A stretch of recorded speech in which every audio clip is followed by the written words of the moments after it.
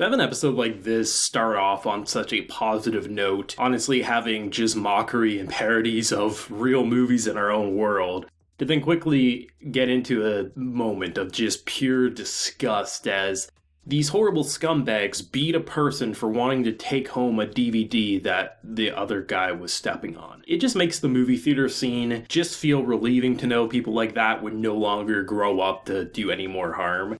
The unfortunate side is someone like Yoshino who's very much gullible to manipulation because he's someone who sees people as indifferent. He doesn't really view people as good. It's more of like, if you were to harm his mother, that would piss him off. Harm a random person he has no knowledge on, he really wouldn't care. If you were to kill someone who hurt him, he would probably thank you. To have someone like that kind of be your mentor at this point, it very much is going to turn him into a very negative person, if not a very evil one, depending on where his abilities will go. So to have someone like our main character pop up and seemingly connect with him, if I'm reading the situation correctly, because not only did he recognize that the teacher who was saying, oh, you didn't go to your best friend's funeral because he's an ignorant bastard who didn't realize that those so-called friends were the ones who were beating the living shit out of him, he got him away and gave him the freedom and the peace of mind, because had he not popped up in that moment, if Yuji did not appear, he was going to kill him, because that's what his mentors taught him.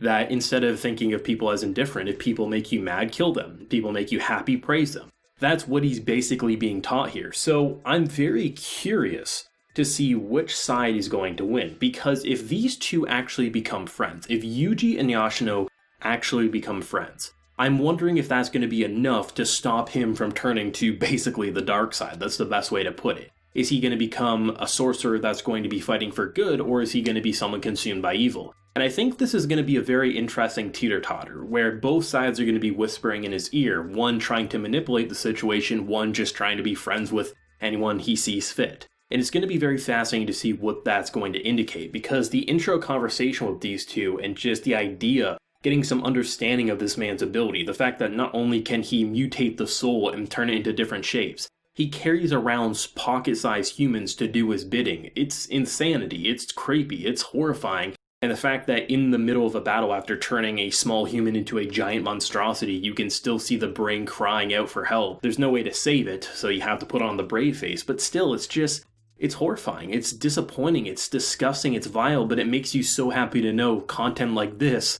is going to be carrying over to the winter 2021 anime season. This is one of this year's best anime, and it's probably going to be one of next year's best anime. It just feels like there's so much quality and just substance oozing from every which way you look at it. The production is fantastic, but it's the personal moments that really make Jujutsu Kaisen so engaging. As much as I love the actual action in this episode, and there was a lot of action, don't get me wrong, it was the personal conversations that really struck a chord with me. Like, even just the whole idea of, like, what are they going to do with this kid? Well, there's a few different plans. If he sees it or doesn't see it, no matter what, you're going to stop the creature. It's very low rank, but still stop it. If he stops it, we're going to capture him because we can't let his abilities take hold. If he's a certain rank, we're going to get the hell out of here and bring reinforcements. There's all these plans, and then what ends up happening was the creature goes out and the plan becomes a big fumble. And that big fumble, while it's anime coincidence, is the difference between a kid becoming a murderer and a kid hopefully finding a good friend. It's very fascinating to see just what they're able to accomplish with a story about bullying. That's what this boils down to with Yoshino. It boils down to a story about bullying. And the idea that so many of these teachers would say, oh, these are your friends because they're so ignorant, not observing what was actually happening, not asking questions, being just honestly shitty people at the end of the day, and saying you should take the high road and you shouldn't do this. And they're not in those situations, and they are trying to give advice that they can't relate to. Or you can have a friend who will just say, yeah, you didn't like that person, let's get him out of here, but you don't have to kill him to, relieve that stress. It's very interesting how this story is presenting two different mentalities that are probably going to have an influence on this character, and I'm going to be interested to see who's going to win ultimately. In terms of the fight with Nanami, that was badass. This dude's going into overtime. I actually like the idea of anytime there's an opponent that a character's fighting who's really powerful, and it looks like he's probably not going to win, but then they, in this case, pull down the tie and they go into overtime. They weren't actually using their full potential, but in this case, this man's already worked 8 hours. If he's working past his 8-hour shift, that means he's going into overtime, and that means you're about to eat some shit. I still feel like there's death flags for Nanami. I'm just not sure if it's going to happen right now.